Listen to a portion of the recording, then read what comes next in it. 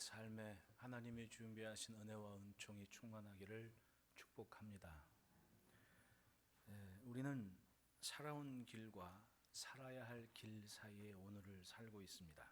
그리고 오늘을 사는 이 모습이 아직 오지 않은 시간의 현실을 결정하게 됩니다. 역사를 주관하시는 하나님은 이스라엘을 모델로 한 가지 분명한 것을 보여주셨습니다. 오늘 본문 17절에 그러므로 3년 동안 유다 나라를 도와 솔로몬의 아들 르호보암을 강성하게 하였으니 이는 무리가 3년 동안을 다윗과 솔로몬의 길로 행하였음이더라. 르호보암이 다스리는 유다 나라를 하나님께서 강성하게 하신 이유가 그들이 백성과 무리와 왕이 다윗과 솔로몬의 길로 행하였기 때문이라고 말씀을 하죠. 요즘 운전을 할 때 모르는 곳이라 하더라도 주소를 설정하고 내비게이션을 따라가면 됩니다. 혹시라도 길을 잘못 들면 다시 안내합니다. 재설정해서 바른 길을 갈 수 있도록 안내를 해주지요. 여러분, 전염병과 또 어려움이 끝나지 않은 시기가 한 해를 다 그렇게 만들었습니다. 우리는 항상 우리가 과연 옳은 길에 서 있는지 점검을 해야 됩니다. 그 길을 찾아야 됩니다. 성경은 그걸 분명하게 말씀하고 있는 거예요. 여러분, 솔직하게 내가 가지고 있는 물건들 중에 먼지가 끼면 막 털고 문 열고 환기시키고 먼지 내보내고, 예전에는 그 총채라 그랬잖아요. 먼지털이. 그거 가지고 막 털고 문 다 열고 턴 다음에 막 환기시키고 그렇게 청소를 하지 않았습니까? 그리고 남는 게 있어요. 그게 진짜 내 겁니다. 예, 인생도 그런 거 아니에요? 막 흔들었습니다. 그리고 남아있는 게 뭐냐? 그것이 하나님만 남을 때 그게 진짜 믿음 아닙니까? 어느 틈엔가 이것저것 다 끼어서 하나님의 자리와 흔적은 오간 데 없고 나만 남는 거, 불면 다 날아간 것들 때문에 마음 뺏겨 살았던 삶이라면 길을 돌이켜야 됩니다. 이스라엘이 그랬습니다. 엉뚱한 것 쫓아가다가 길을 잃었습니다.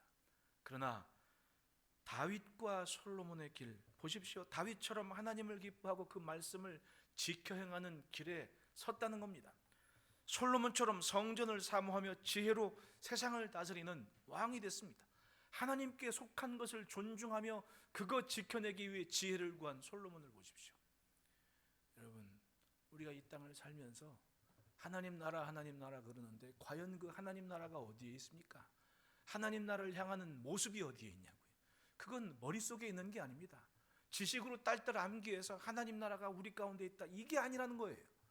결국은 우리의 삶이 하나님께 속한 것을 얼마나 존중하느냐가 하나님 나라를 사는 모습 아니겠습니까? 성전을 존중하고 사모했던 다윗 보십시오. 결국은 여러분, 교회를 향하는 그 마음이 하나님 나라를 향하는 마음이에요. 얼마나 쉬워요. 복잡하고 너무 지식적으로 생각하지 마십시다. 하나님의 교회를 향하는 그 마음만큼이, 손길만큼이 하나님 나라를 사는 지금 내 모습인 거예요. 예. 또 하나님께 속한 것, 목사님 있죠. 우리 장로님도 목사님 기도 매일매일 하십니다. 예. 그래도 주의 종 이름으로 사는 동안은, 예? 제가 그래도 담임을 하고 있는 동안은 주의 종 아닙니까? 은퇴를 하면야 뭐 주의 종이라 하든 말든 그건 어차피 사역이 끝났으니까 뭐 죽을 때까지 목사님 소리 듣고 싶진 않아요. 예? 사역을 하는 동안은 그래도 성도들이 하나님이 세우신 종이니까 기도하고 하나님께 속한 것, 그걸 존중하는 모습을 보이면 그게 곧 하나님 나라에 사는 모습 아니겠냐고요. 하나님의 말씀을 존중하는 것, 무엇을 따라갑니까? 하나님의 말씀을 쫓아가는 그 삶의 모습만큼은 내가 지금 하나님 나라에 살고 있는 모습을 보이는 거 아니에요. 다윗과 솔로몬의 길은 바로 그 길이었던 거예요. 그 길. 하나님을 붙잡고 그 앞에 살아낸 오늘을 가진 인생을 하나님께서는 확실히 구별하셨습니다. 마스크를 쓰고 있어도 우리 옆에 분 눈빛을 지그시 쳐다보면서 인사합시다. 하나님 앞에서 합시다.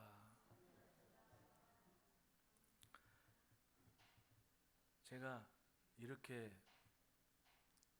연말마다 이제 뭐 예화나 뭐 신문 스크랩 했던 걸 이렇게 한번 쭉 돌아볼 시간을 가져요. 근데 재밌는 건 뭐냐 하면 여러분 1994년, 95년 넘어가면서 97년도에 얼마나 나라가 힘들었습니까? 그때요 은행 대출을 받았었는데 이율이 18%까지 올라갔었어요. 한 달에 18% 이자를 내야만 됐다고요. 이야 진짜 생각해보니까 끔찍해. 그냥 이미 그때 위기는 시작된 거야. 제가 보니까 1990년도 이후에 태어난 아이들은 30 되도록 위기야. 에? 신문 기사에 매일 위기 이거 계속 나오는 거야. 그러니까 1990년도에 태어난 이후로 태어난 애들은 어려서 몰랐겠지만 그 시대를 지내온 어른들은 다 알아요. 그때부터 이미 위기였어. 지금도 여전히 위기야. 그러니까 30, 30년 동안 계속 위기라는 소리만 듣고 자라난 거예요. 우리는. 아니 제 얘기가 아니고 신문 스크랩해 놓은 걸 보니까 그래요. 거기 무슨 논평이니 사설이니 다 위기 빠지는 때가 없었던 거예요. 그 위기라는 이야기를 뭐 때문에 했겠습니까? 경고 아닙니까? 이대로 살다간 망한다. 이대로 살다간 끝이다. 그런데 놀랍게도 그 위기의 소리를 경계로 받고 뭔가 돌이키고 점검하면 염려와 걱정이 은혜와 복으로 바뀌더라는 거죠. 솔로몬 사후의 이스라엘의 모습 보십시오. 나라가 남북으로 나뉘어집니다. 왜 멀쩡한 나라가 나뉘었습니까? 성경은 명쾌하게 얘기를 합니다. 열왕기상서 11장 9절에 솔로몬이 마음을 돌려 이스라엘 하나님 여호와를 떠남으로 여호와께서 그에게 진노하시니라. 여호와께서 일찍이 2번이나 그에게 나타나시고 이 일에 대하여 명령하사 다른 신을 따르지 말라 하셨으나 그가 여호와의 명령을 지키지 않았으므로 여호와께서 솔로몬에게 말씀하시되 내가 이러한 일이 있었고 또 내가 내 언약과 내가 내게 명령한 법도를 지키지 아니하였으니 내가 반드시 이 나라를 내게서 빼앗아 내 신하에게 주리라. 그러니까 하나님이 참 은혜로운 게 그래도 잘한 것은 기억하세요. 그러니까 다윗과 솔로몬의 길을 기억하시죠. 솔로몬이 잘했거든요. 하나님의 백성들 다스리기 위해 지혜를 구하고 일천의 번제를 드린다. 이게 쉬운 일이에요. 다윗 보십시오. 마지막 자기가 죽을 시간이 임박했을 때 과연 나라의 미래를 내 자녀의 미래가 어디에 있겠는가 고민하다가 3천의 번제를 드리지 않습니까? 이게 사람이 죽을 시간이 임박했을 때 찾는 그게 나는 막 흔들어서 남는 거라고 생각을 해요. 그때 3천의 번제를 기억하고 소, 양, 비둘기 3,000마리 가져다가 하나님께 번제를 드린 이 다윗의 중심. 솔로몬이 그거 보고 1천 번제 드린 거 아니에요. 그런 마음을 기억하니까 다윗과 솔로몬의 길이야. 문제는 솔로몬이 다윗이 아니었다는 거. 노년에 막 정신없이 부인이 한 1,000명 되니까 그 1,000명들이 다 자기네 동네에서 우상들 가져와가지고 자기 부인이 그런다던데 그러니까 다 내버려 둔 거죠. 결국은 말씀하신 대로 그 여인들이 솔로몬의 마음을 빼앗았습니다. 분별이 없이 여기저기 우상천지 만들어 놓고 결국은 여호와의 율법과 법도 마저 잊어버리고 하나님이 경고를 했었어요. 2번이나. 처음 찾아오신 하나님은 놓치지 않고 계속해서 솔로몬아 그러면 안 되지 1번, 솔로몬아 정신 차려야지 2번, 그리고 3번째 나타나서는 말을 안 듣니까 어떻게 해요? 내가 네 나라를 빼앗아 내 신하에게 주겠다. 여러분, 죄는 갑자기 등장하는 것이 아닙니다. 내 앞에 살짝 엎드려 있다가 내 주변을 맴돌다가 빈틈이 있을 때 그때 치고 들어오는 거예요. 마주보고 인사합시다. 평소에 잘합시다. 평상시에 내 주변의 환경을 그래서 조심해야 돼요. 내가 내 믿음을 지키도록 내 삶의 경계를 분명하게 만들 수 있도록 유익이 되는 사람들을 만나야지 하고 한 날 뜬구름 잡듯 사는 사람들 위해서 그렇게 사는 거예요. 그러니까 이런 고립과 단절의 시간에 내 옆에 누구 있나 보면 그게 내 상태인 거야. 이렇게 고립과 단절의 시대에 내 주위를 돌아봤더니 기도하고 예배하는 사람뿐이 없더라. 우리 집 식구들 어디 갔나 보면 교회에서 기도하고 있다. 이거 잘 산 거예요. 대단히 행복한 삶입니다. 이렇게 고립과 단절의 시간에 어디 갔나 찾아봤더니 혼자 논다고 노래방 가서 앉아있고 혼자 가서 어느 방 찾아가고 부어라 마셔라. 이건 불행한 삶이에요. 왜? 딱 그게 내 수준인 거야. 그러니까 여러분, 이런 힘겨운 때일수록 내 주변을 정리하는 시간이 돼야 됩니다. 정신 차리려는 한순간에 무너질 수밖에 없다는 위기의식을 가져야죠. 30년이 됐건 40년이 됐건 강조해도 모자라지 않는 게 위기라는 말인 겁니다. 솔로몬을 보십시오. 후궁이 700이고 첩이 300명이 돼서 그 여인들이 왕의 마음을 돌이켰다 그러지 않습니까? 결국은 하나님보다 더 좋아하는 것이 생겨버린 거야.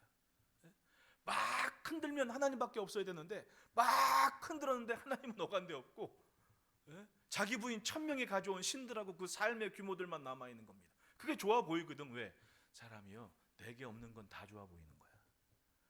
그러니까 그 1000명이 가져온 문화와 삶의 모습 규모들이 왕의 마음을 빼앗아 버린 겁니다. 솔로몬이 다윗처럼 살지 않았으니 아들 르호보암이 그걸 본 겁니다. 르호보암은 어떤 상태입니까? 다윗과 솔로몬의 시대를 지나면서 이스라엘이 굉장한 부국과 저 아프리카와 근동 지역에 소문나서 지금으로 치면 저 아람 위쪽까지 파수대를 보낼 만큼의 강력한 군사와 부를 축적한 나라고 지혜로 소문났습니다. 오죽했으면 이디오피아 여왕이 재물을 들고 인사하러 찾아왔겠냐. 그 정도가 됐거든. 명성과 규모가. 그런 때 태어나서 자란 아들이 르호보암이에요. 누릴 것 다 누리고 살았습니다. 뭐가 아쉽겠습니까? 그러니까 고생은 하나도 안 한 아들.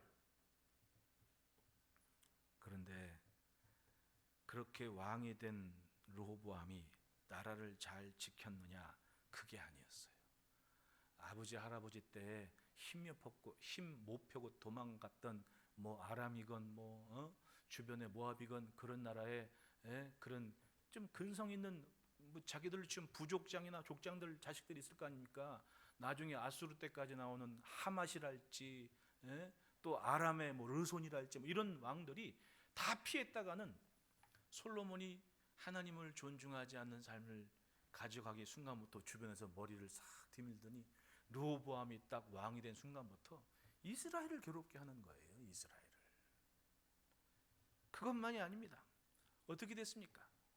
북이스라엘이 이제 아버지가 죽고 르호보암이 자기가 왕 되겠다고 세겜 땅으로 가요. 세겜은요 이스라엘의 제일 비옥한 지역이라고 생각하시면 돼요. 그러니까 이스라엘의 물류나 교통의 중심이라고 생각하면 됩니다. 예루살렘은 산꼭대기니까 사실은 불편한 곳이었거든요. 그러니까 왕이 되려고 그쪽으로 내려간 거예요. 왜? 거기는 10지파, 유다는 2지파. 그러니까 당연히 글로 내려가서 이스라엘 방백들과 또 장로들이 모여가지고 왕이 되려고 딱 갔던 겁니다. 이게 쉬울 줄 알았어. 웬걸요? 갔더니 방백들이 그렇게 얘기를 하는 겁니다. 당신이 우리의 왕이 되시려거든 이제 세금 좀 줄입시다. 당신도 알다시피 당신 아버지 때 성전 졌죠, 왕궁 졌죠. 수십 년 동안 그거 하느라고 적어도 30년 우리는 고생 직사게 했으니까 세금 좀 줄이고 이렇게 삽시다. 그랬더니 르호보암이 3일만 시간 달라고. 그리고 나서는 자기 장 텐트에 들어와가지고 얘기하는데 어른들 얘기는 전혀 안 듣고 누구 얘기를 들은 거예요?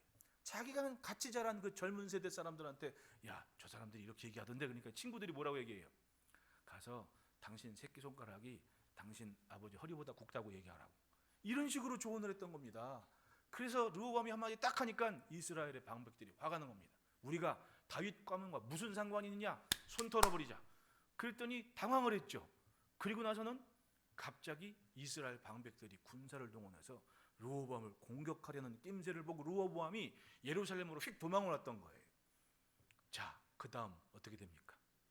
르호보암이 가만히 있을 수가 없지 않습니까? 이건 반역이야. 그래서 군사를 모으자. 봤더니 자기는 유다 지파고 옆에 베냐민 군사를 모아니 18만 명이 된 겁니다.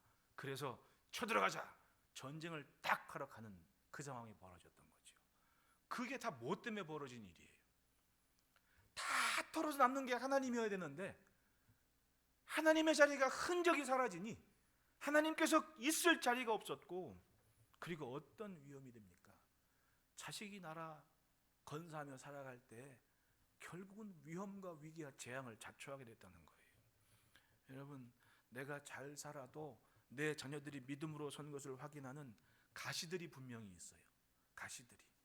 이스라엘이 복을 받아서 가나안 땅 들어가서 나라 차지한다고 하더라도 하나님께서 가시를 남겨주셨다고 얘기하지 않습니까? 그 가시가 뭐예요? 다 흔들었을 때 남는 게 하나님인지 아닌지 확인하는 거 아닙니까? 세상 요란하고 흔들어 봤더니 하나님은 흔적도 없이 사라지고 믿음은 오간데 없는 삶이 되면 결국은 그 가시 때문에 힘겨운 삶을 사는 거 아니에요. 신앙은 반드시 홀로서기 하는 시간이 있어요. 그게 사방이 나를 흔드는 겁니다. 그때 중심 차리고 하나님께로 간직된 흔적이 있는 사람은, 그것만 남은 사람은 하나님이 책임지고 살리시는 거예요. 그게 다윗의 길이었던 겁니다. 아무것도 없어도 하나님만 붙잡고 살아낸, 무덤에 내려가는 자와 같은 심령이 돼도, 즉 지금 당장 죽을 상황이 됐는데도 나는 하나님밖에 없습니다 하는, 그게 다윗의 길이었던 거예요. 이스라엘 역사의 한 집안 얘기지만 우리는 이 모습에서 분명한 것을 찾아야 됩니다. 하나님께서 주목해 보셨던 것이 뭔가, 그게 하나님께 그렇게 집중하고 존중했던 삶을 가진 다윗과 솔로몬의 길이었다는 거예요. 그러므로 따라합시다. 오늘은 내일이 담길 그릇이다. 5절부터 10절 말씀에 이러저러한 그런 여건 속에서 이제 이스라엘과 전쟁을 하겠노라고 18만 보병을 데리고 전쟁터에 출몰하는 이 르호보암과 그 군사들 앞에 하나님께서 말씀을 하세요. 역대하서 11장 4절입니다. 여호와께서 이같이 말씀하시기를 너희는 올라가지 말라. 너희 형제와 싸우지 말고 각기 집으로 돌아가라. 이 일이 내게로 말미암아 난 것이라 하셨다라 하신지라. 그들이 여호와의 말씀을 듣고 돌아가고 여로보암을 치러 가던 길에서 되돌아왔더라라고 얘기해요. 이게 중요해요. 여호와의 말씀을 듣기 전후가 달라지는 것. 엄연히 아버지의 나라였어. 아버지가 왕노릇했던 나라에 신하들이, 지파들이 반역을 한 겁니다. 정벌을 해야 돼. 그게 왕으로서, 왕된 자로서의 도리죠. 마땅한 명분을 가진 전쟁이었는데 하나님께서 선지자를 보내서 말씀하는 겁니다. 이 일이 내게로부터 난 것이니 형제와 싸우지 말고 돌아가라. 말씀이 들려졌을 때 그 교만했던 르호보암이 인정을 합니다. 이거 하나님께서 하신 일이구나. 그리고 인정을 해요. 그래서 뭐 한 거예요? 성을 세운 거예요. 견고한 성읍들을 방비한 겁니다. 그 말은 뭐냐면 오늘의 이 현실을 내가 인정하겠다는 겁니다. 하나님 맞습니다. 나 그걸 받아들입니다. 예, 잘 살겠습니다. 정신 차리고 살겠습니다. 백성과 왕이 인정을 했다는 거예요. 그리고 이제 앞으로 이루어질 전쟁을 위해서 그냥 성읍이 아니죠. 견고한 성읍들을 만들어내. 어차피 이제 남남됐어. 언제 싸울 줄 몰라. 그러니 방비를 해야 됩니다. 견고한 성읍들을 세웁니다. 이번에 내년도 달력을 보면 요 지명을 이제 여러분들은 다 알게 될 거예요. 그러니까 오늘 귀가하실 때 달력을 꼭 2개씩까지 가요. 짧은 거, 긴 거. 큰 글씨는 늘 하던 거니까 보시고, 이 짧은 거는 공부할 만한 곳에 좀 세워놓고, 오늘 설교 시간에 요 지명이 나왔네. 그럼 달력 보면 다 나와. 이제 세상에 이렇게 좋은 교회가 어디 있어요? 네? 공부하게 이렇게 그냥 이제 딱 보면 아, 목사님이 설교 시간에 얘기한 동네가 여기구나. 한눈에 다 파악되게 내가 만들었으니까 내년 이맘때가 되면 이제 성경 지도가 눈에 확 들어올 거예요. 네. 자, 여러분, 이 많은 성읍들을 다 세워서 방비를 했다는 겁니다. 그 말은 앞으로 향후로 이루어지는 모든 일이 하나님 앞에 살겠습니다는 고백으로 인정하고 그 말씀을 듣고 존중했다는 거예요. 누가? 왕과 백성이. 힘든 상황이라고 주저앉지 않았습니다. 현실에 꼭 필요한 것이라면 감당하겠노라고 방비를 하고 인정을 합니다. 그 뒤로 바로 17절이죠. 그러므로 3년 동안 유다 나라를 도와 솔로몬의 아들 르호보암을 강성하게 하였으니 이는 무리가 3년 동안을 다윗과 솔로몬에게로 향하였습니다. 그렇게 성벽을 방매하고 3년 동안 뭐 했다는 거예요? 하나님만 붙잡고 예배하며 살아냈다는 거예요. 다윗과 솔로몬의 길을 지켜냈다는 겁니다. 하나님을 존중하고 그 말씀을 따르고 성전 중심의 삶을 살아냈다는 거예요. 힘든 현실을 인정합니다. 그렇지만 예배하고 건축하고 약속을 붙잡고 살아가는 그 모습은 그의 오늘의 모습이 곧 내일 하나님이 복을 담으실, 은혜를 베푸실 그릇이 됐다는 겁니다. 여러분, 힘겨워도 우리 그렇게 삽시다. 어떻게 살아왔든 오늘이 중요해요. 왜냐하면 아직 오지 않은 시간은 오늘 때문에 만들어지는 시간이니까. 그래서 둘째, 따라합시다. 하나님만 붙잡으면 하나님이 살리신다. 정확히 대조되는 인물이 이 르호보암과 여로보암이에요. 13절부터 15절 말씀 보면 북쪽 10지파를 차지한 여로보암이 등장합니다. 이 여로보암이 북쪽의 왕이 되는 것은 다름이 아니었어요. 솔직히 솔로몬이 그렇게 하나님 성전 중심으로 잘 살아갈 때, 이 성전 건축하고 왕궁 건축할 때 요셉 지파 쪽에서 보낸 인력들을 관리하던 지혜로운 청년이었어요. 성경은 그를 지혜로운 청년이었다 이렇게 얘기를 해요. 열왕기상서 11장 28절에 이 사람 여로보암은 큰 용사라. 솔로몬이 이 청년의 부지런함을 보고 세워 요셉 족속의 일을 감독하게 하였더니 라고 얘기를 해요. 그러니까 굉장히 지혜로운 청년이었고 큰 용사였습니다. 예.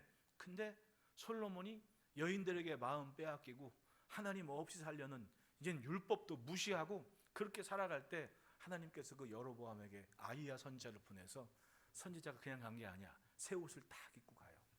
새 옷을 딱 입고 가서는 그 여로보암 만나가지고 여로보암은 이 옷을 12조각으로 쪼개요. 그리고 그 새 옷 쪼갠 거에서 10조각을 여로보암한테 주면서 이렇게 얘기해요. 하나님께서 10지파를 내게 주실 거라고.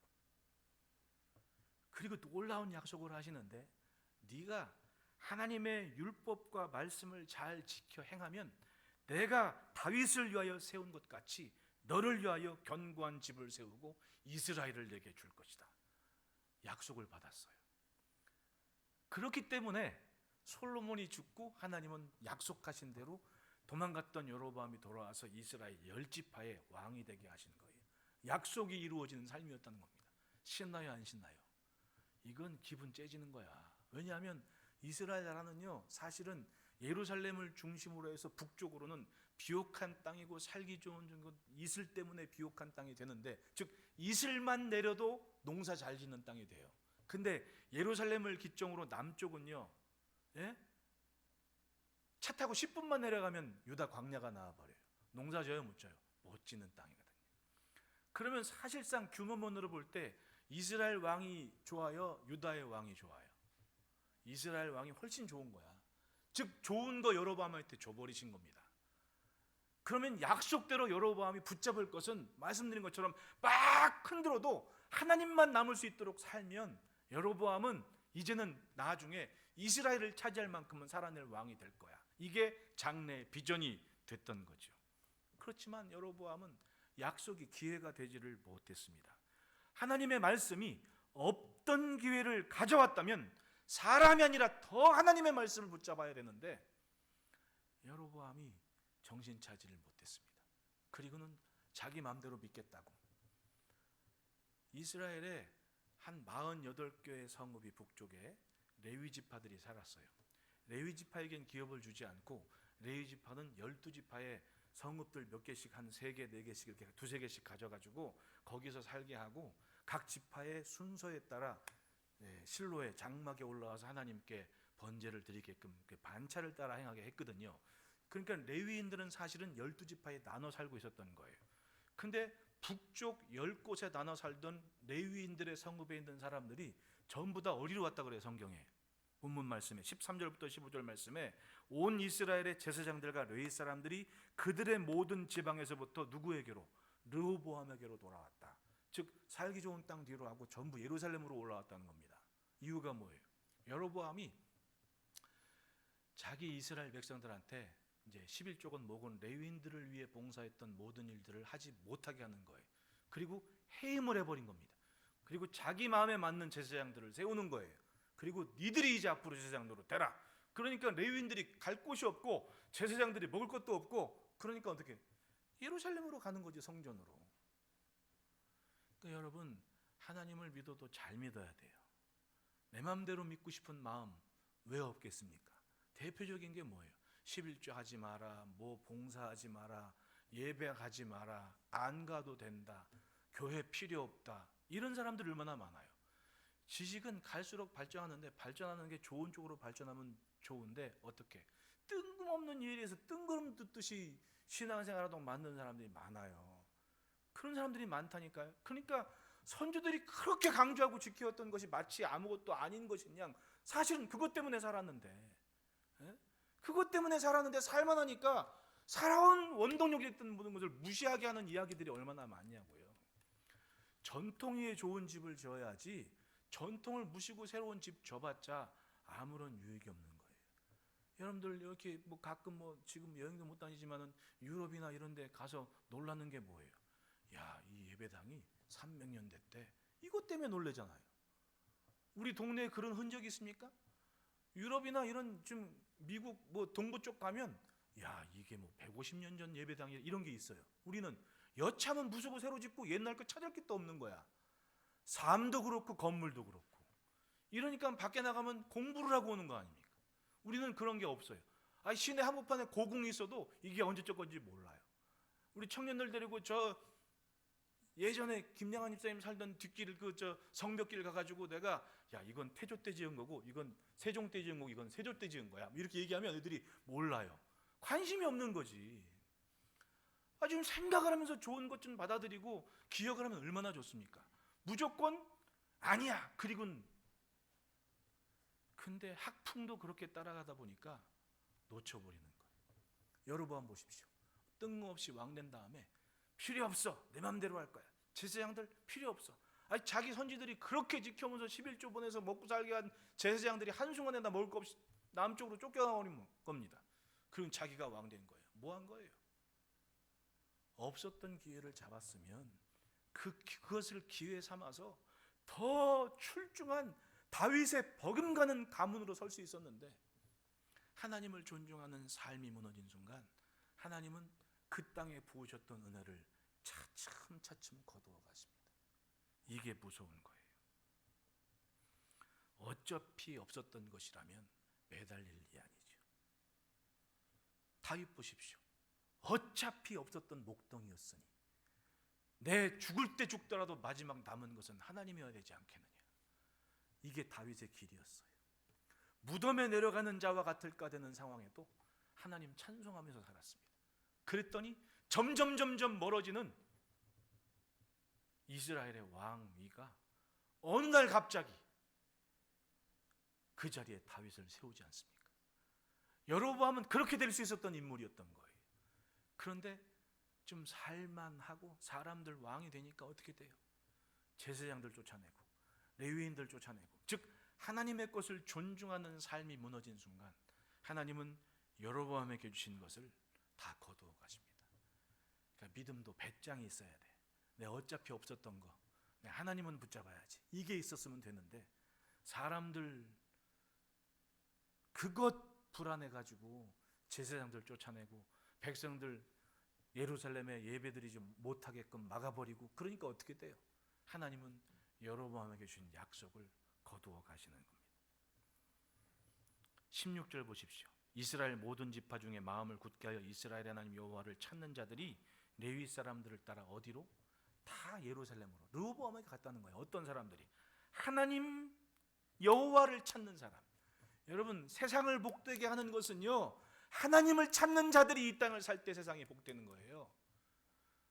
어떤 사람들이 그 땅에 살고 있는지가 하나님께서 그 나라를 책임지실 이유가 된단 말이에요. 믿으십니까? 그것이 3년 동안 하나님께서 르호보암을 강성하게 하신 이유예요. 왜? 다윗의 길을 찾는, 솔로몬의 길을 찾는 이들이 곧 어떤 사람들? 여호와를 찾는 마음을 가진 사람들. 삶에 하나님의 자리가 분명하지 않으면 아무리 멋진 계획도 일장춘몽이 되는 겁니다.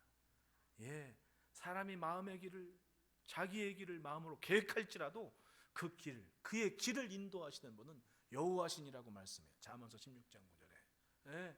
아무리 멋진 계획 가지고 있으면 뭐합니까? 길은 하나님이 여시는 거예요.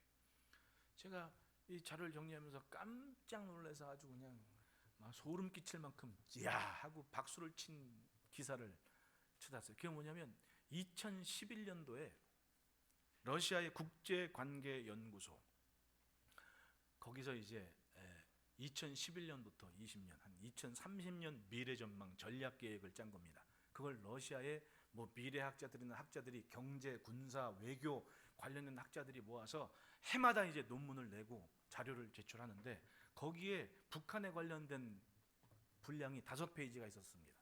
그 사람들이 2011년도에 러시아 학자들이 전망하기로는 2020년도에 한반도에 통일이 된다는 겁니다.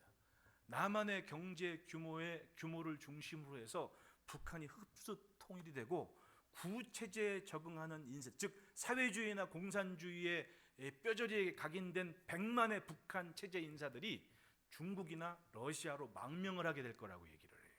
전망을 했습니다. 그리고 김정일의 후임자, 이 체제 전환의 과정에서 보위부, 군사, 그리고 해외 교류 관계가 있는 사람들끼리 다툼이 벌어질 거라고. 그것 때문에 100만의 구체제 인사들이 중국이나 러시아로 망명을 하게 될 거라고 딱 논문을 발표했어요. 야, 그걸 지금 읽으니까 왜 그렇게 거의 맞아 떨어졌어요. 중국의 김정은이 정권 잡고 나서 얼마나 숙청이 있고 보위부랑 군부랑 얼마나 다툼이 많았어요. 그 안에 얼마나 또 많은 장성들이 숙청을 당했습니까? 맞는 것도 있어. 근데 틀린 게 있어. 통일은 안 됐더라고. 이 사람들이 바라본 그때 당시에 2011년도의 전망대로 하면 2020년 금년이 통일되는 날이었어. 근데 안 됐어. 이유가 뭘까요? 코로나가 있었어. 이야, 그것도 2019년 12월 말부터 11월 말부터 코로나가 터지기 시작해서 중국도 다치고 러시아도 다치고 중국은 북한에서 막 철통같이 막아가지고 교류를 못하게 해버렸어. 그러니까 김정은은 코로나 때문에 산 거야. 따지고 보니까 코로나 때문에 산 사람 몇 있는데 그 중에 하나가 김정은이야. 야, 이건 내 얘기가 아니고 러시아의 똑똑한 학자들이 발표한 논문에 있는 얘기였어. 변수가 생겼던 거지. 그냥 2011년 당시의 현실대로 하면 계획과 미래의 전망대로 떨어지는 게 맞아야 돼. 근데 사람이 어찌할 수 없는 변수 하나, 코비드-19. 이야, 놀라워요, 안 놀라워요? 놀라운 일입니다, 여러분. 여러분들이 인정하든 인정하지 않든 이건 놀라운 일이에요. 여러분, 아무리 달콤한 계획이나 미래에 대한 전망이 있으면 뭐합니까? 막 흔들었는데 하나님만 붙잡은 흔적이 없으면 아무리 값진 약속을 받은 여로보암이라도 일장춘몽이 돼버리는 거야. 여로보암이 다윗이 되지도 않더라고. 왜? 다윗처럼 무덤에 내려가는 자와 같은 상태에도 찬송하며 하나님을 붙잡는 삶이 여로보암에게는 없었죠. 그게 차이점이었던 거예요. 아무리 절망적인 현실이어도 하나님 앞에 사는 삶의 흔적만큼 뚜렷해진다면 간직했던 꿈이 현실이 되는 기막힌 은혜의 날을 만날 수가 있는 겁니다. 그게 다윗의 길이었던 거예요. 그러니까 어떤 상황에서도 예배하는 이 모습이 하나님께서 이 땅을 지키시는 이유예요, 여러분. 모이지를 못하게 하면 TV 영상 앞에서도 그렇게 예배당 못 오면 어떻게 그냥 조그만 핸드폰 모니터라도 보고 그냥 이재명 원사님 전화 왔습니다. 막 내가 요즘에 열이 떨어지질 않는데 이건 뭐 특별한 병도 아니고 뭐 그럴 때 있어요. 저도 마찬가지고. 내가 목사님 걱정이 되니까 이번 주까지는 내가 집에서 내가 예배를 드리겠다고. 핸드폰 켜고 아마 예배 드리실 거예요 지금. 한두 분입니까? 유튜브 딱 보면 몇명 접속해서는 나와. 이런 데는 한 20몇 분 접속해서 보고 계시더라고. 다 집에서. 이 정도의 열심이 있다는 거예요. 이 땅을 사는 성도들이 못 모이면 집에서라도 내가 말씀 듣겠노라고 예배하는 근성들이 다 있는 거예요. 지금 하나님께서 이 땅을 안 지킬 수 있습니까? 지키셔야 되죠. 왜? 본문 보십시오. 여호와를 찾는 자들이 모인 그 땅을 하나님께서 강성케 하신다고. 오늘 하나님을 찾는 모습이 앞으로 10년 20년 후에 하나님께서 무슨 일을 벌이실지 모르는 그 일이 하나님께서 기회가 되게 하시는 이유가 있는 걸 믿으시기를 축원합니다. 그건 달라지지 않아요. 예, 마찬가지입니다. 르호보암에게 주신 3년이 바로 그 증거였습니다. 예배가 살고 제사장들이 기쁨으로 예배하는 환경이 되니까 하나님께서 유다 나라를 강성하게 만들었습니다. 아이 세상에 규모면으로 볼 때 이스라엘이 훨씬 잘 사는 게 맞아요. 근데 마른 땅 가진 유다를 잘 살게 만들고 강성하게 만들었다. 뭐 때문입니까? 하나님만 붙잡는 근성 있는 신앙에 살아있을 때 주시는 복이었던 거예요. 그러므로 따라합시다. 삶을 지키는 것이 답이다. 역대하서 12장 1절 보십시오. 르호보암의 나라가 견고하고 세력이 강해짐에 그가 여호와의 율법을 버리니 온 이스라엘이 본받은지라. 그러니까 사람이 잘 될 때 더 조심해야 돼. 그게 중요한 거예요. 나라가 견고하고 세력이 강해짐에 그가 뭘 버렸다? 율법을 버렸다. 왜? 세상 혼자 사는 게 아니거든. 살만 하면 옆에 이 사람 저 사람 껴야 돼. 어차피. 근데 그것 때문에 율법을 버렸다는 게 문제 아닙니까? 예? 율법을 버린 거 성경을 보면요, 율법을 버린 게 대표적인 시간이 일단 주일 성수부터 11조부터 여기부터 무너지는 거야. 결국은 이게 첫걸음이었던 거거든. 성경에도 보면. 왜냐하면 그 상단들이 그냥 올 때 안식일이라고 그게 뭐 월화수목금 피해 오는 게 아니에요. 예? 금요일 해질 때부터 토요일 해질 때까지 장사 끝, 이게 아니라는 거예요. 외국 상단들은. 그러니까 어떻게 돼? 야, 이거 오면 가면 한 번 오기도 힘든데 이 사람 그냥 지나가면 어떻게 소문 날까 봐 그냥 문 열어놓고 계속 그냥 이방인 노예한테, 야, 나는 문 닫을 테니까 네가 또 알아서 문 열고 장사해 시켜놨거든. 여기부터 이제 율법이 무너지기 시작했던 거예요. 가장 가까운 곳에서부터. 어떻게 될 때? 나라가 견고하고 세력이 강해짐에. 2절 보십시오. 역대하서 12장 2절. 그들이 여호와께 범죄하였으므로 로보암 왕 제5년에 애굽 왕 시삭이 예루살렘을 치러 올라오니라고 얘기를 해요. 언제? 5년에. 그러니까 3년 동안 잘 하나님 붙잡고 살아온 덕분에 2년 동안 잘 산 거야. 근데 그 2년 지난 다음에 뭐?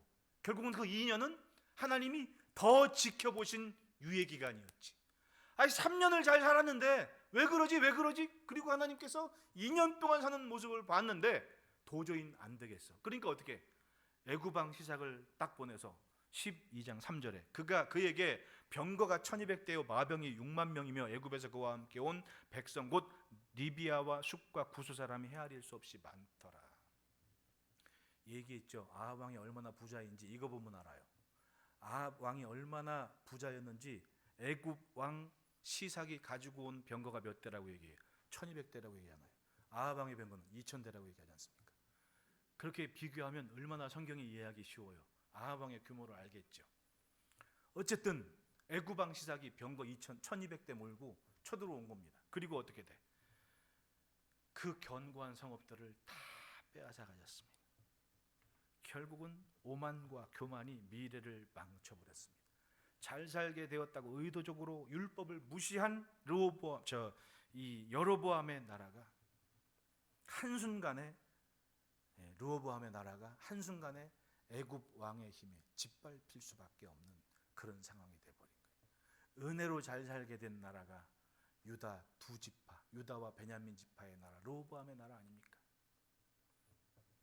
여러분, 기도와 예배가 식지 않게 하시기를 축복합니다. 모여서 못하면 혼자라도 저는 참 감사하고 기뻐요.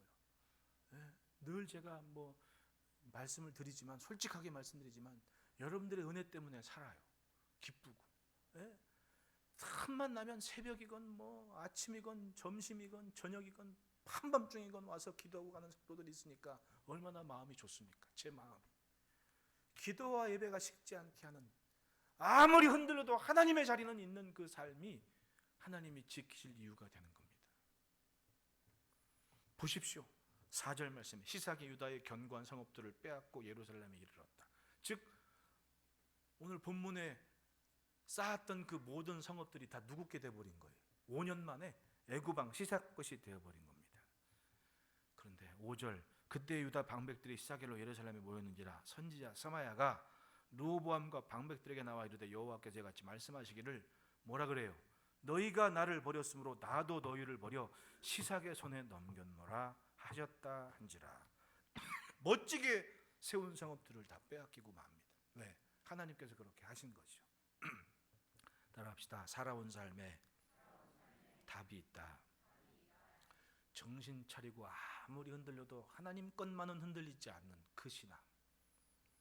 그게 역대하서 12장 6절로 8절 한번 읽어봅시다. 시작. 이에 이스라엘의 방백들과 왕이 여호와께서 그들이 스스로 겸비함을 보신지라 여호와의 말씀이 스마에게 임하여 이르되 겸비하였으니 내가 멸하지 아니하고 저희를 조금 구원하여 나의 노를 시삭의 손을 통하여 예루살렘에 쏟지 아니하리라. 그러나 그들이 시삭의 종이 되어 나를 섬기는 것과 섬기는 것이 어떠한지 하나님께서 겸비하고 정신 차린 이들을 위해서 살려주세요. 그리고는 알게 하시는 겁니다. 하나님을 섬기는 것과 시삭을 섬기는 것, 어떤 게 과연 좋은 것이냐, 어떤 게 은혜로운 모습이냐, 그걸 살면서 깨닫게 하셨다는 얘기 아닙니까? 하나님은 어떻게 사는 것이 옳은가에 대한 답을 우리로 알게 하십니다. 그것이 우리가 살아내는 오늘을 담는 삶이라는 겁니다. 내가 지금 하나님 앞에서 품은 마음과 삶이 하나님께서 나를 대하시는 내일을 준비하는 모습이라면 여러분 어떻게 살아야겠습니까? 아무리 흔들려도 무덤에 내려가는 자와 같을지라도 하나님은 붙잡고 있는 그 모습이 하나님이 나를 복되게 하신 이유고 이 땅을 복되게 하실 이유라는 겁니다. 얼마나 잘 살고 있습니까? 힘겨운 때 목회 얘기도 썼지만 여러분 지금 그 이스라엘은요, 그 갈멜산 지역은요, 세 집권 하나가 확진자가 돼가지고 결혼식 잔치에 참여한 사람들이 한꺼번에 250명이 막 그 사람들이 흩어져 갖고 사니까 뭐 그렇게 말들 안 듣는데 해 떨어지면 나와서 다니니까 공무원들 퇴근한 다음에 나면서 그렇게 노는 거야. 그러니까 다 난리가 난 거예요. 세상이 이렇게 돼버린 겁니다.